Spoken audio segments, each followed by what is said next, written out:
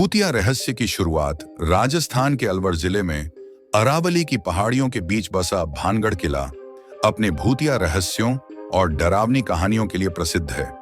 इसे भारत के सबसे डरावने स्थानों में से एक माना जाता है। यहाँ के लोगों का मानना है कि सूर्यास्त के बाद यहाँ जाना खतरे से खाली नहीं है, क्योंकि इस किले में बुरी आत्माओं का बसेरा है। कहानी की शुरुआत होती है 16वीं शताब्दी में, जब अंबर के राजा भगवंत दास ने अपने छोटे बेटे माधो सिंह के लिए इस किले का निर्माण करवाया। किला अद्भुत वास्तुकला और शाही वैभव का प्रतीक था, लेकिन जितनी भव्यता इस किले की थी, उतनी ही रहस्यमयी और डरावनी भी थी इसकी नियति। भानगढ़ की शान बढ़ रही थी, पर इसके साथ साथ एक अनहोनी घटना घटने वाली थी जो इस किले को तबाह कर देगी। भानगढ़ के पास एक सिद्ध तांत्रिक सिंहिया अपनी तंत्र विद्या और काले जादू के लिए प्रसिद्ध था। वह अत्यंत शक्तिशाली और खतरनाक था, और उसकी नजर राजकुमारी रत्नावती पर थी, जो अपनी अपार सुंदरता के लिए पूरे राज्य में मशहूर थी। राजकुमारी रत्नावती जब 18 वर्ष की हुई तो उसके सौंदर्य की चर्चा दूर दूर तक फैल गई। सिंहिया राजकुमारी को पाना चाहता था, लेकिन उसे पता था कि राजकुमारी को जादू के बिना पाना असंभव है। एक दिन जब राजकुमारी की दासी बाजार में तेल खरीदने गई, तो सिंहिया ने एक चाल चली।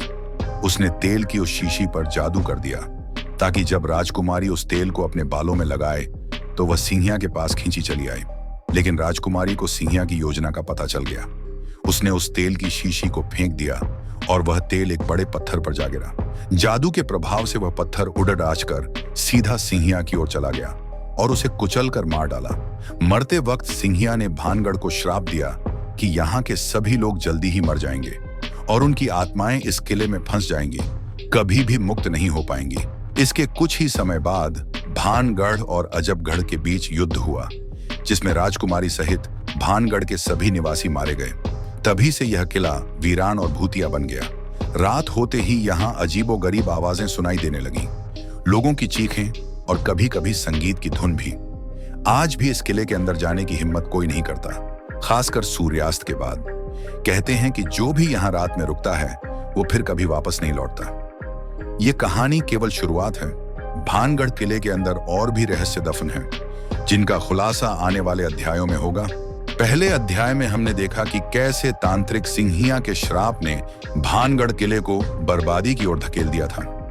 राजकुमारी रत्नावती की मौत और उसके बाद हुए रक्तपात ने किले को खौफनाक बना दिया। लेकिन इस श्राप की कहानियां केवल किस्से कहानियों तक सीमित नहीं रहीं, बल्कि वर्षों बाद भी कई लोग भानगढ़ किले में अनहोनी घटनाओं का सामना कर चुके हैं। कहानी अब आगे बढ़ती है 20वीं सदी की एक सर्द रात की ओर। एक दल जो भूतिया जगहों पर शोध करता था, ने भानगढ़ किले की रहस्यमयी कहानियों को सत्यापित करने का निर्णय लिया। इस दल में 4 लोग थे: अर्जुन, विकास, रिया और नितिन। चारों इस बात से अवगत थे कि भानगढ़ किला एक भूतिया स्थल के रूप में कुख्यात है, लेकिन वे इसे सिर्फ एक अफवाह मानते थे। उन्हें विश्वास था कि इन कहानियों में कोई सच्चाई नहीं है और वे इसे साबित करना चाहते थे। सूर्यास्त के समय वे किले में पहुंचे। किले की खाली और वीरान गलियों में हवाओं का शोर सुनाई दे रहा था। अंधेरा धीरे धीरे चारों ओर फैलने लगा और वातावरण और भी डरावना हो गया।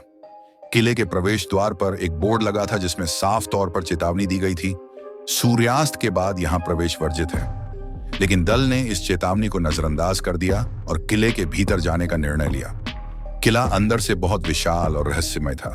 टूटी फूटी दीवारें, खाली खिड़कियां और सूखे पेड़ इस जगह को और भी भयानक बना रहे थे। जैसे जैसे रात गहराती गई, अर्जुन और उसके साथियों ने महसूस किया कि कुछ अजीब हो रहा है। हवाएं अचानक रुक गईं और किले के अंदर एक अजीब सी खामोशी छा गई।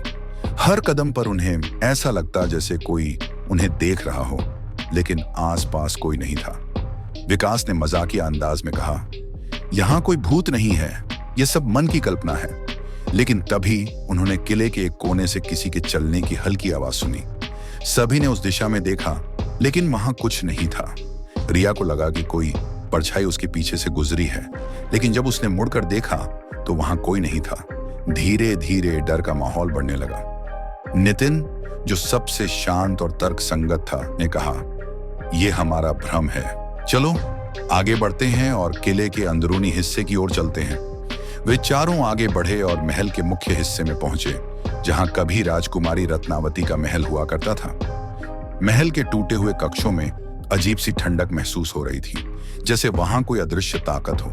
तभी अर्जुन ने देखा कि महल के कमरे से हल्की रोशनी आ रही है। चारों उस कमरे की ओर बढ़े। कमरे के दरवाजे पर पहुंचकर उन्होंने अंदर झांका और जो उन्होंने देखा वह उन्हें स्तब्ध कर देने वाला था। कमरे के बीचों बीच एक पुरानी तस्वीर टंगी थी, जिसमें एक राजकुमारी की तस्वीर थी जो हूबहू रिया की तरह दिखती थी। रिया की आंखें खुली की खुली रह गईं और उसके पूरे शरीर में कंपी दौड़ गई।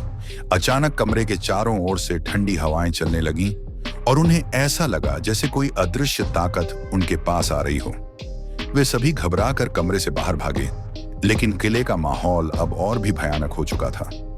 हवाओं में किसी की चीखें गूंज रही थीं और किले की दीवारों पर अजीबोगरीब छायाएं नजर आ रही थीं।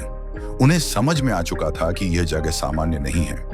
किले में कुछ ऐसा था जिसे वे समझ नहीं पा रहे थे, लेकिन वह ताकत उन्हें वहां से बाहर नहीं जाने दे रही थी। वे भागने की कोशिश करने लगे, लेकिन जैसे जैसे वे किले के बाहर जाने का रास्ता ढूंढते, वैसे वैसे रास्ते और जटिल होते जाते। उन्हें ऐसा लगने लगा कि वे किसी अदृश्य भूल भुलैया में फंस चुके हैं। रात के गहराते ही किले के भीतर और भी अजीब घटनाएं होने लगी। एक एक करके उनके साथ अजीब चीजें घटने लगीं। अर्जुन और विकास के कानों में कोई धीरे धीरे कुछ फुसफुसा रहा था, लेकिन वहां कोई नहीं था। रिया को अचानक लगा जैसे कोई उसे छू रहा हो, जबकि उसके आसपास कोई भी नहीं था। नितिन की घड़ी अचानक बंद हो गई और समय जैसे थम गया हो। यह काली रात उन चारों के लिए एक अंतहीन डरावनी यात्रा बन चुकी थी। किले की डरावनी छांव और भूतिया घटनाओं के बीच वे अपनी जिंदगी बचाने के लिए संघर्ष करने लगे। लेकिन क्या वे इस श्रापित किले से बच पाएंगे, या फिर वे भी इस किले के अनगिनत रहस्यों का हिस्सा बन जाएंगे? किले की काली रात का डर चारों दोस्तों पर गहरा प्रभाव डाल चुका था। अर्जुन, विकास, रिया और नितिन अब समझ चुके थे कि भानगढ़ किला सिर्फ एक पुराना किला नहीं, बल्कि एक अदृश्य शक्ति का अड्डा है। किले के अंदर उनकी हर हरकत पर नजर रखी जा रही थी और डर ने उन्हें अपनी गिरफ्त में ले लिया था। उन चारों ने किले से बाहर निकलने की हर संभव कोशिश की, लेकिन जैसे जैसे वे आगे बढ़े, उन्हें लगा कि किला उन्हें अपनी ओर खींच रहा है। किले की दीवारें जैसे उन्हें और भी अंदर की ओर धकेल रही थी। नितिन ने कहा, हमें अलग अलग नहीं होना चाहिए। हम एकजुट रहेंगे तो शायद हम बाहर निकलने का रास्ता ढूंढ सकें। आखिरकार वे एक जगह पर रुके जहां एक पुरानी पुस्तक मिली। वह पुस्तक खंडहरों में बिखरी हुई थी और उसमें भानगढ़ किले के बारे में कई रहस्य छिपे हुए थे। रिया ने पुस्तक को खोलकर पढ़ना शुरू किया। पुस्तक में लिखा था कि भानगढ़ किले के श्राप को खत्म करने का एक ही तरीका है। उन्हें राजकुमारी रत्नावती की आत्मा को शांति प्रदान करनी होगी, लेकिन इसके लिए उन्हें किले के भीतर एक खास स्थान पर पहुंचना होगा, जहां सिंहिया ने अपनी अंतिम सांस ली थी। लेकिन वह स्थान कहां है? विकास ने पूछा। रिया ने आगे बढ़ते हुए कहा, हमने जो देखा वो शायद उसी स्थान का हिस्सा था। चलो, हमें उस कमरे में जाना होगा। वे फिर से उस कमरे की ओर बढ़े जहां रिया ने राजकुमारी की तस्वीर देखी थी। जैसे जैसे वे उस कमरे के करीब पहुंचे, वहां की ठंडक और भी बढ़ने लगी। कमरे में घुसते ही उन्होंने महसूस किया कि कोई अदृश्य शक्ति उनके चारों ओर घूम रही थी। अर्जुन ने हिम्मत जुटाते हुए कहा, हमें यह करना होगा। हम राजकुमारी की आत्मा को शांति प्रदान करेंगे। कमरे के बीचों बीच वे उस पुरानी तस्वीर के पास खड़े हुए। रिया ने कहा, राजकुमारी रत्नावती, हम आपको सुन रहे हैं। हम आपकी आत्मा को शांति प्रदान करना चाहते हैं। जैसे ही उसने यह कहा, कमरे में अचानक से अंधेरा छा गया और चारों ओर से एक तेज हवा चलने लगी। तभी अचानक कमरे की दीवारों पर अजीब सी छायाएं नजर आईं, जो धीरे धीरे आकार लेने लगीं। चारों दोस्तों ने देखा कि एक प्रकाश की किरण कमरे के बीच में प्रकट हुई और उसमें राजकुमारी रत्नावती की आत्मा दिखाई दी। रत्नावती की आत्मा बहुत दुखी और परेशान लग रही थी। उन्होंने कहा, मुझे मोक्ष की आवश्यकता है। मेरे श्राप को खत्म करो। हम आपकी मदद करना चाहते हैं। नितिन ने कहा, हमें बताएं कि हमें क्या करना होगा। राजकुमारी ने कहा, आपको एक विशेष फूल लाना होगा जो इस किले के पास एक पुरानी बाग में उगता है। वह फूल मेरी आत्मा को शांति देगा, लेकिन ध्यान रहे, वहां से लौटना आसान नहीं होगा। चारों ने एक दूसरे को देखा और निर्णय लिया कि उन्हें यह जोखिम उठाना होगा। वे किले से बाहर निकलने के लिए भागे, लेकिन जैसे ही उन्होंने दरवाजे को खोला, उन्हें एक सघन धुंध ने घेर लिया। धुंध में कुछ नहीं दिख रहा था, लेकिन उन्हें महसूस हो रहा था कि किला उन्हें रोकने की कोशिश कर रहा है। जल्दी करो, अर्जुन ने चिल्लाया, हमें उस बाग तक पहुंचना होगा। धुंध में भागते हुए उन्होंने एक रास्ता खोजा और जैसे तैसे बाहर निकलने में सफल रहे। अब वे किले के पास की बाग की ओर बढ़ रहे थे, लेकिन रास्ता आसान नहीं था। उन्हें कई बाधाओं का सामना करना पड़ा, जैसे कि अचानक गिरते पेड़ और तेजी से बढ़ती हुई धुंध। आखिरकार जब वे बाग में पहुंचे तो उन्होंने उस विशेष फूल को देखा जो सुनहरे रंग का था और उसकी महक पूरे बाग में फैली हुई थी। रिया ने फूल को उठाते हुए कहा, यह वही फूल है, हमें इसे राजकुमारी को लौटाना होगा। लेकिन जैसे ही उन्होंने फूल उठाया, अचानक बाग में अंधेरा छा गया। चारों ओर से खौफनाक आवाजें सुनाई देने लगी। विकास ने कहा, हमें जल्दी करना होगा, नहीं तो हम फंस जाएंगे। वे भागते हुए किले की ओर लौटने लगे, लेकिन धुंध और अंधेरे ने उन्हें चारों ओर से घेर लिया था। अर्जुन ने कहा, हम पीछे नहीं हट सकते, हमें राजकुमारी को मोक्ष दिलाना है। उन्होंने एकजुट होकर अंधेरे का सामना किया। जैसे ही वे किले के भीतर लौटे, राजकुमारी की आत्मा फिर से प्रकट हुई। क्या तुम मेरे लिए वह फूल लाए हो? उसने पूछा। हाँ, यह रहा, रिया ने फूल आगे बढ़ाते हुए कहा। राजकुमारी ने फूल को हाथ में लेते ही उसे अपनी ओर खींच लिया और फिर एक आश्चर्यजनक घटना हुई। कमरे में एक तेज प्रकाश चमका और राजकुमारी की आत्मा ने एक खुशहाल मुस्कान के साथ कहा, अब मैं मुक्त हूं। धन्यवाद मेरे दोस्तों। जैसे ही राजकुमारी की आत्मा शांति से चली गई, किले का अंधेरा भी दूर होने लगा। चारों दोस्तों ने राहत की सांस ली। लेकिन क्या यह सब खत्म हो गया? क्या भानगढ़ किला अब सुरक्षित है, या फिर यह और भी खौफनाक रहस्यों को अपने अंदर समेटे हुए है?